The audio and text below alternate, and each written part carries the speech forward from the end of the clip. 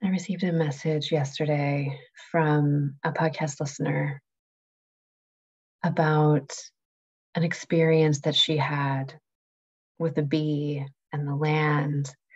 I won't tell her story, but it was so clear to me in the message that she was remembering how to listen, how to feel, how to be present for the way that the land is speaking to us. And it is doing this all the time. Our relationship as bipedal mammals with the earth, with the trees, with the soil, with other non-human and more than human creatures is a relationship of revelation. Parts of ourselves are being revealed to us through that relationship. Truths about what it means to be human in a body. Truths about the patterns and framework of existence are being revealed to us all the time through our interactions with the natural world. This is something that was known and that we still know, and that powers of this world, this human-made world, have worked really hard to keep us distracted from and to keep us from connecting to. And I think that there's really good reason for that. When we are all living in a direct relationship based on revelation, revelation of truth, revelation of knowing, revelation of what is in alignment with life and what is not in alignment with life, we are our own sense of authority. Authority comes to us directly from this relationship, from this deep knowing of how we are accountable to the rest of our community, of the world, the rest of the humans that we're in relationship with, the trees that we're in relationship with, the water that we're in relationship with.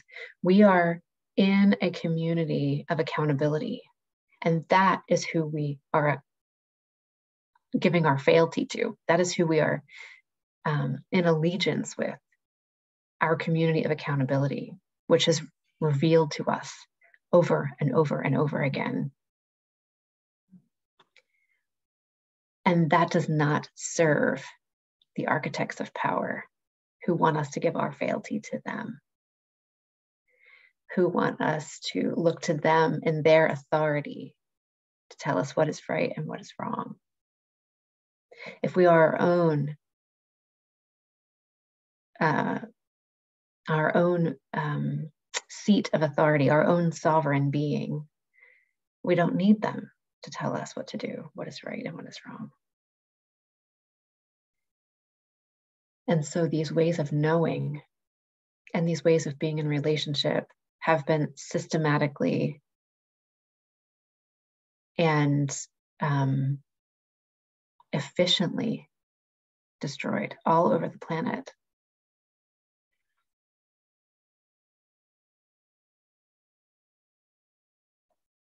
But they're inherent.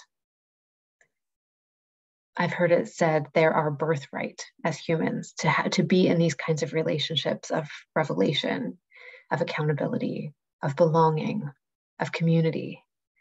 It is our birthright to be in relationship with the oak tree and to understand what it needs from us and to understand what we can learn from it and what it gives to us in terms of food and shelter and inspiration. It is our birthright to understand our accountability to water, what it needs from us to stay healthy and clear, and what it will give to us in return. This is the original blueprint of being a human, for us to understand the rules, to understand the relationships, to understand our accountability. And this is the wisdom that the First Nations people were stewards of in Canada, in the United States, in South America, in Africa, in Australia, in Europe. The people who came up out of place understood the covenant. They understood the relationship. And because it was so important, they spiritualized it. They knew that the health of the river was intimately and deeply connected to the health of their children and themselves. And so the river became their mother, became their life giver, that which brings life and takes away that which has died, or that which is in need of regeneration. And so a framework of mythology and spirituality and religion was built around these covenants, these agreements between human and more than human members of a community. And that covenant was broken by the architects of power, by empire, who said, your responsibility is not to the river. Your responsibility is to pay your taxes to the emperor. They worked to put a wedge between the people and where they looked for sustenance. Don't look to the river to protect you. Look to your king. Don't seek wisdom from the mountain who's been standing for billions of years. Seek wisdom from your Hierophant.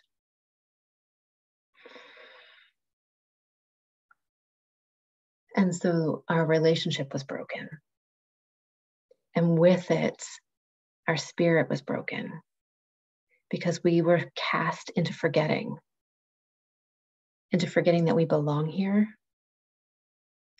We were cast into forgetting our innate and inherent power,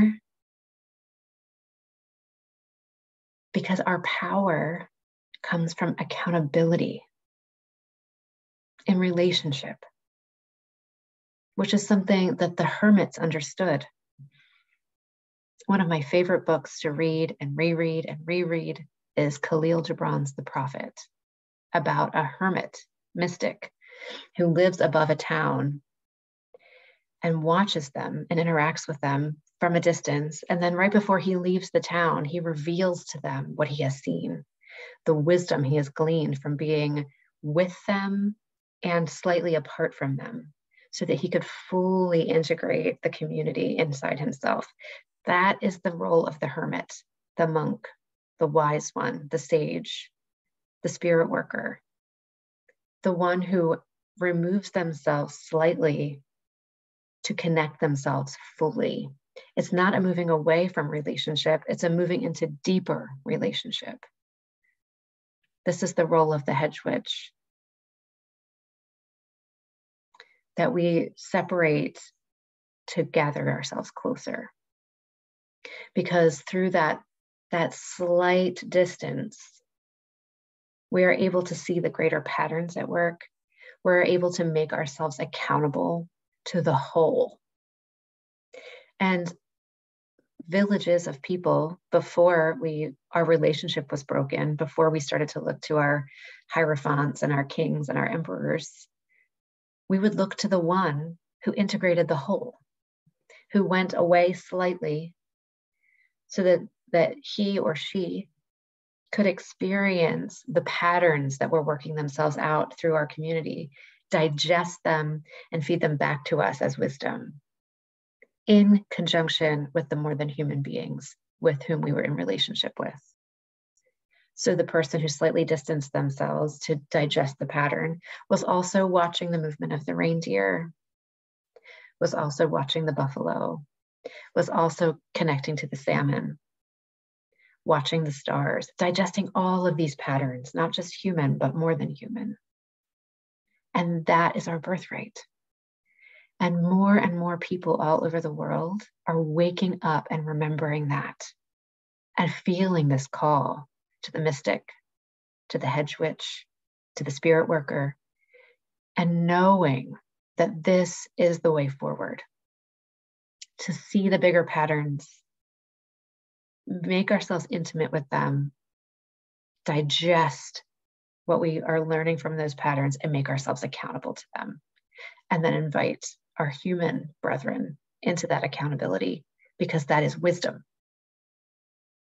Wisdom is knowing what's going on around us and applying that knowing to how we take action.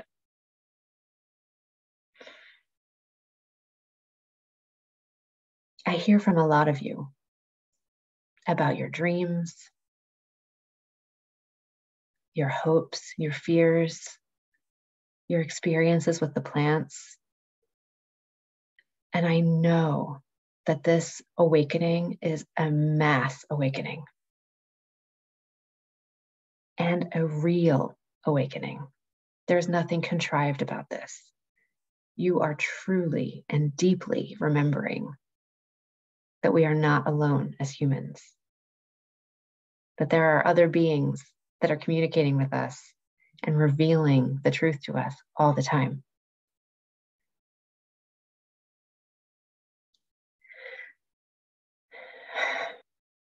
And of course, I can hear in the back of my mind, what are the implications of this? Erin, everyone is their own expert.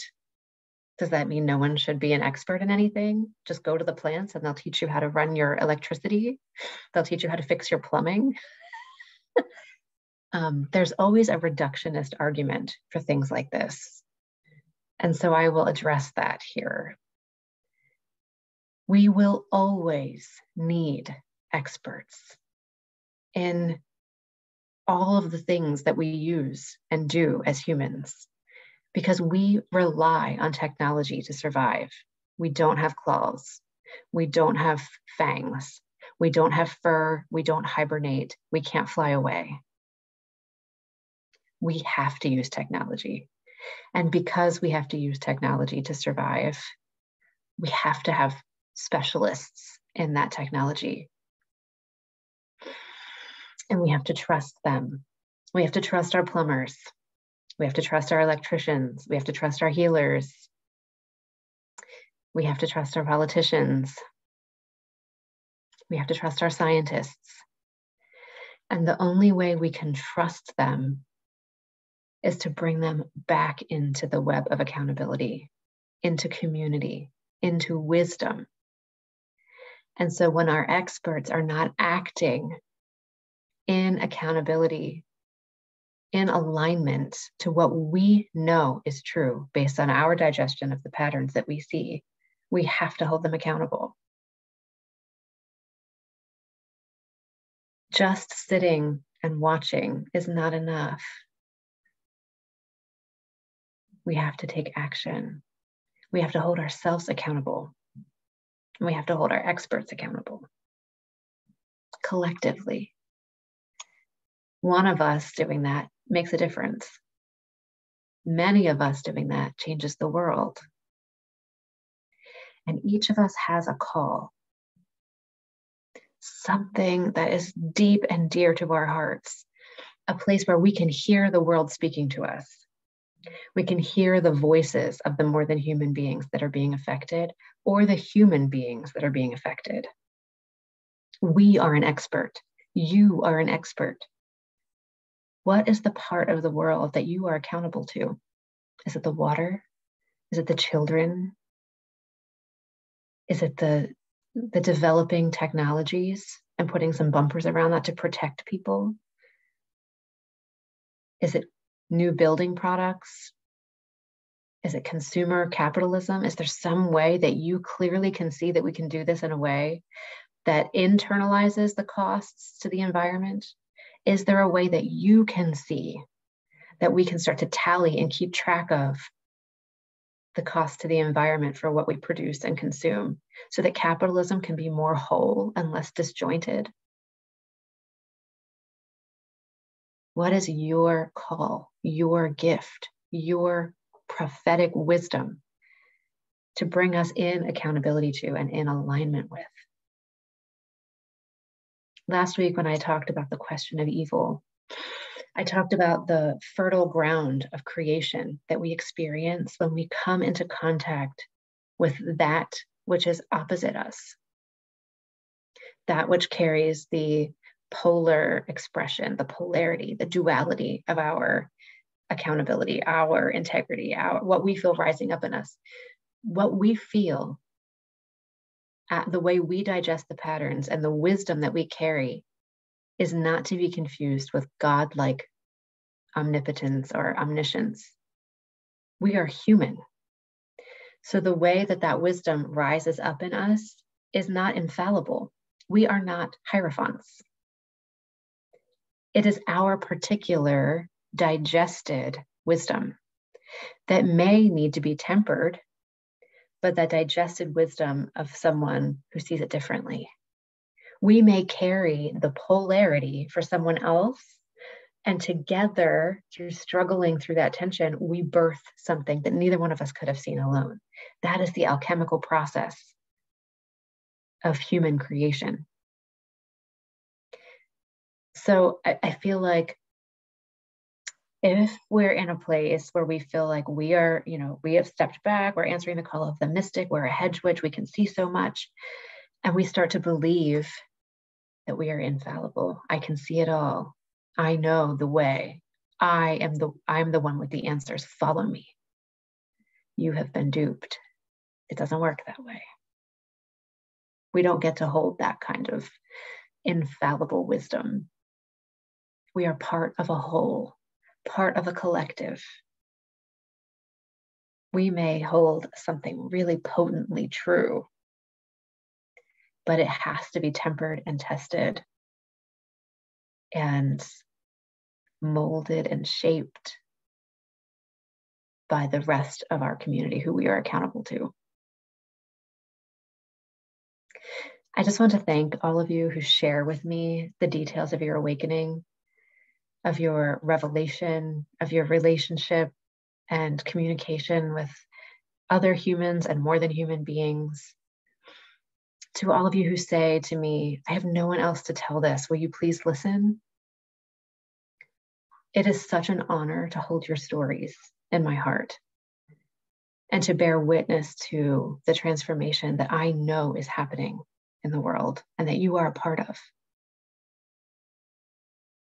So thank you for taking the time to share that with me. Thank you for being available to that kind of information, that kind of awakening. Thank you for remembering and for showing up and for believing that another way is possible. It is being born. I can see it. I can feel it. And you are a midwife of that birthing. So thank you.